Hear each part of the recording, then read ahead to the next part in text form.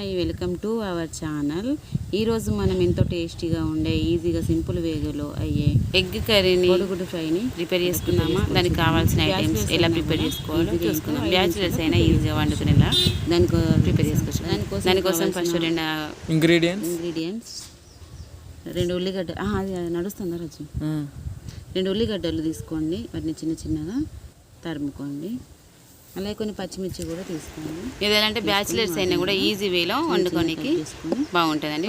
అలాగే నోరు టేస్ట్ లేని వాళ్ళు కూడా టేస్ట్గా బాగుంటుంది. ఇది స్పైసీగా కొంచెం క్రిస్పీగా బాగుంటుంది, టేస్ట్గా ఉంటుంది.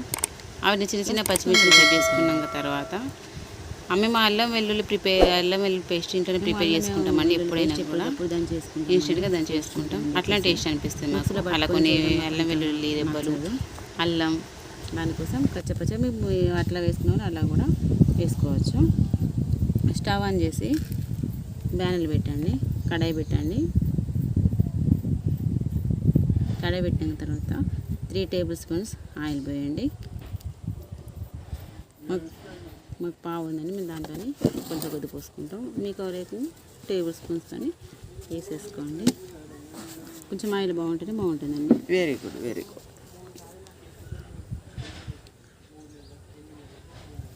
ఇప్పుడు కొంచెం జీలకర్ర వేసుకోండి. అది వేగాక కొన్ని ఆవాలు వేసుకోండి. 1/2 టేబుల్ స్పూన్ ఆవాలు వేసుకోండి. హాఫ్ ఇంకా తక్కువ కూడా వేసుకోవచ్చు, అది లేకుండా పర్వాలేదు.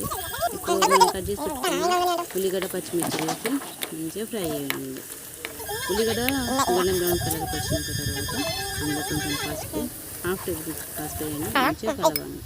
కలిపిన తర్వాత మేము ముందుగా దంచి పెట్టుకున్న అల్లం వెల్లుల్లి పేస్ట్ కదా ఇప్పుడు అందులో వేసి దాన్ని కూడా వేగేటట్టు మంచి స్మెల్ వస్తూ ఉంటుంది కలుపుతుంటేనే. ఇప్పుడు కోడిగుడ్డు తీసుకుని 2 కోడిగుడ్లు తీసుకుని అందులో పగలగొట్టి వేయండి. వేసి మంచిగా దాన్ని కలపండి. మేము 3 తీసుకున్నామండి, మీరు 2 తీసుకుని పర్లేదు. 3 తీసుకొని మంచిగా కలపండి. అది చూస్తుంటే చాలా బాగుంది కదా. మంచి కలర్స్కి వచ్చిన తర్వాత ఇప్పుడు 2 టేబుల్ స్పూన్ కారం వేయండి.